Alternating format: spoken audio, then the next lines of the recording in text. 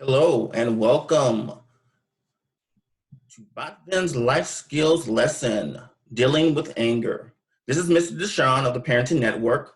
I hope everyone is doing well. We are recording this during a time of crisis in our nation, and I hope everyone is taking it seriously, taking care of themselves.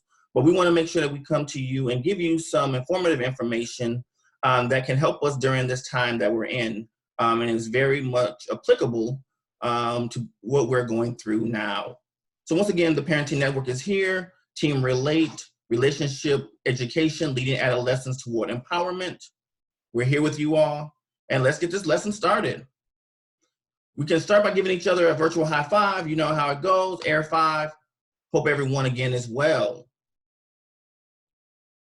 So coping with anger is today's lesson. Coping means to deal with.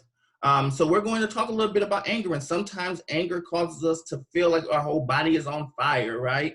That whole on the inside that happens. And during this time that we're in right now, that is a very real feeling that people may have. And we can be angry for a lot of different reasons. It can be that we can't go back to school. Believe it or not, some of us might miss school. We also might not be around our friends as often as we would like, or we're just dealing with things within home because we can't escape them. So first thing we want to do is talk a little bit about what might make you angry. So there are a number of different things, and we know for a fact that there are situations, people, things, and even ourselves can cause us to be angry. So using the example of what's going on right now, we have a virus that is causing everyone to have to stay in, not do some of the things that we're used to doing. And it can definitely cause anger to be inside of us. And that's not just youth, but adults as well are experiencing anger from this current situation. Might even cause us not to be able to go to work as we would like to, or it's affecting income for us. So those things can definitely create anger. There are people, situations, or persons that are in our world or in our space that we don't necessarily get along with, or they may do something to cause us to be angry. Oh, things, right? There might be a breakdown of technology or something else happening that we aren't able to control. And then we ourselves, right? Sometimes we make a mistake, or we might end up dropping our phone and breaking it, or we might throw our phone out of anger. And then it turns around and we're angry with ourselves for what we just did. And if we're not careful, that anger can definitely move into a space of danger, where we are saying things or doing things that we know aren't necessarily healthy or good for us, but we lose control, and that anger puts us in a danger space. So thinking about, how does it feel to be angry? So what we do know is that anger is not just something that happens on the inside, but it can also impact what's going on the outside. Right? You might get angry and you might feel a tension in your body or a tightness. You might end up balling your fists out of anger, or puffing your cheeks when you're mad. Or some people may begin to have an intense sweat when they're angry or frustrated, or however you want to define it. Some people might have an eruption inside, kind of like a volcano is about to explode. Or you might have a stomach full of knots, right? You feel like you're just not feeling good, or you might even feel nauseous. And sometimes feeling angry is just not expressible. We might just feel like sounds, and it just seems like we're in a cartoon and there's just something going off in our body. So sometimes it is difficult and it is challenging to control anger, and we have to be aware of that. So what we want to do in order to control anger is, first thing, identify what might really bug you or upset you when you're angry or make you angry, right? What are some of those things that can cause you to feel out of control?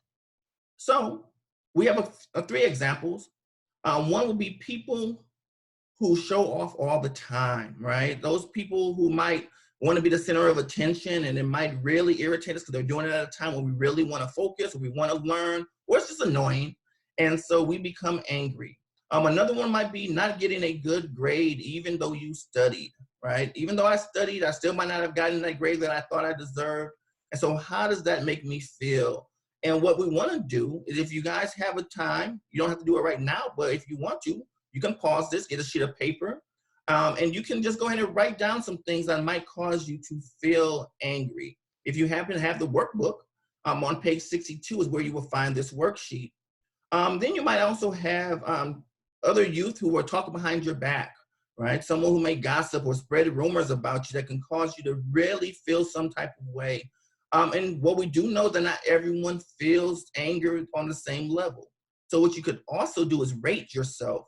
When you look at those things that make you angry, how angry do they make you? Is it a low level of anger? Is it a medium level? Is it a high level? And I'm sure sometimes if you ever talk to your friends about things that make them angry and you angry, it might be some of the same things, but you might get angry at different levels about those things. So what you can do again when you have time is create a list, maybe another 7 items that might make you angry so you can identify. And then once you identify, you can begin to use the tools we're about to learn in how to deal with those things. So we know what might make us angry. We're going to look at some techniques on how to remain cool and to be able to just chill out and not let the anger overtake us. Because we do want you to know that anger is a real thing. It is a legitimate feeling. It's okay to feel anger. What we want to be careful is how we express that anger and how it comes off so that we don't put ourselves or family or others in harm's way because of our inability to control that anger. So we want to talk about in life and school, ways to maintain cool and calm. So we're going to talk about using your head. We're going to talk about delaying your actions. We're going to talk about saying it again, which is positive self-statements. And we're going to also look at how do we look at things differently or reframe them. So these here are going to be the 4 effective techniques that we're going to look at when it comes to controlling our anger. Number 1 is that warning, right? What that warning means is that there is a time in your body that you may begin to feel there is a warning that's happening. There's something beginning to build inside of you. And so you can consider it a warning light. So the moment you start to feel that tension building, picture a light in your head. Imagine this light's flashing. And in that moment, that is a sign that maybe you will need to just stop. That's right, stop. Before you do anything, before you say anything, stop. Think about the situation that you're in and how maybe best to handle it in that moment. A lot of times what we know is that we don't often stop and think before we do or act, but we always will think about what we did after the fact, right? So we want to make sure that we're taking that moment when we start to feel those signs that we talked about, maybe the hands clenching or the deep breathing starting to happen or the sweating or the feeling in our stomach, that's a warning light. And we look at it like that and we just say, okay, hold on, let me stop before I say something next or do something next. Because we do know that when we act out of anger, it's often not a good situation, right? Those times when you walked out and you were mad and you just went and slammed the door or pushed something off the table or threw your phone, you probably didn't stop and think before you did it. So that warning light is very important. Also, we want to look at maybe counting to 10 and then maybe doing it again if necessary. So this gives us a moment to again stop what we're doing, and we're going to take deep breath and start counting silently. We don't want to count out loud as if we're tuning people out or ignoring them, because we want to make sure that we're being respectful, because sometimes it might be our parents talking to us or an adult talking to us or someone that we do still need to want to respect, but we don't want to, again, jump the gun or jump ahead and just say what's on our mind right away. So we can stop, count to 10, and if need be, and it's okay and it's appropriate, maybe just walk away for a period of time before we come back to the situation. So again, taking that moment to stop, count to 10, do it again a few times if you need to. Or if you're told to go away for a moment and you really wanted to address something, maybe use that time to again count to 10 several times, take several deep breaths, and then see if you can come back to the situation in a different space. Right? We want to make sure, again, we're being respectful, looking people in their eyes when we're doing this. Technique number 3, we want to look at is our self-statements. These are things that we can say to ourselves that would help us in a situation remain calm. Right? So self-statements are really, really important. It's sometimes just looking at the situation and saying something to ourselves that will help us not overreact. So sometimes It's as simple as, again, saying, you know what, I'm no fool, it's cool. And what that simply is saying is sometimes people may do things to try to get you to react, right? We do know that people are pushing buttons sometimes with us, trying to get us to respond a certain way. And sometimes not falling for it is the best way to make sure that we remain positive, right? There's also times to say, I will chill, I'm gonna chill out, I'm gonna relax. And then also saying, I can let it go. I can go slow with this. I don't have to speed forward, full speed ahead into a situation that might cause me trouble. So making sure that we are aware of that as we proceed. Next thing we want to look at would be the last technique we're going to do today is reframing. Reframing is simply saying, I'm going to picture this situation in my head, what's making me angry, and I'm going to look at it in a different way, and I'm going to ask myself a question or two. The first question is, in some cases, most importantly, is this really worth getting angry about? Is this something that I have to put my energy into to be angry, to be upset, to be mad about a situation? And if the answer often might be no, it's not really worth getting angry about. I can figure something else out. There also might be the question of, is there another way to get what I want? Sometimes we get angry because we don't get our way, but is there another way to go about getting what I want without the anger building that will cause me to do something that might be harmful or put me in a space of getting in trouble when I don't really want to be in trouble? And then I'm angry about being in trouble. Am I sure that this person's really out to hurt or insult me?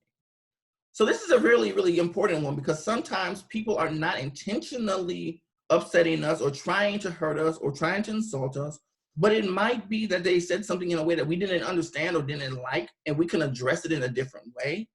So also looking at a person's intentions is really important, that we really pay attention that maybe this person wasn't intentionally trying to hurt me or insult me, but maybe I can address it with them in a positive way to say, you know what, that did hurt my feelings. I know you maybe didn't mean to. So rethinking is so important, or reframing is so important, because it really allows us to take a moment to reflect. And that's really what it's about. And sometimes we do maybe need to just go into our room, into our own personal space if we have the ability to do so, or just step outside for a second and just really begin to reframe a situation. These are important factors, and there is a better way to view the situation. There always is a different way to look at things. Even if you can't change the situation, your perspective and how you look at it can definitely change how you respond. And we want to keep in mind our goals, make sure that we're making smart decisions instead of rash ones that we just fly off the handle. And we don't want to, again, put ourselves in spaces that can be harmful in the long run. We do know that tough situations build strong people. And you all are some of the strongest people I know. And I know this situation that we're dealing with right now is going to only make us stronger as things go forward. I want to thank you for your time. Thank you for listening for a few minutes. And hopefully you will replay this lesson a few times and think about ways that we can deal with our anger in a better manner. With the situation we're dealing with, I hope you are all still practicing those wonderful, safe practices of washing your hands, making sure you're coughing and sneezing into your sleeve, all of those things that we hope that we will carry out of this situation with us throughout the rest of our lives, because these are important things no matter what's happening in the world. Final days, or the final thoughts for the days ahead: love each other, enjoy what you can, get your work done in school, and make sure that you are preparing yourself by making sure you're working on that anger. Again, anger is a real feeling, but it's not something that has to control you. Great job, everyone, and thank you for paying attention.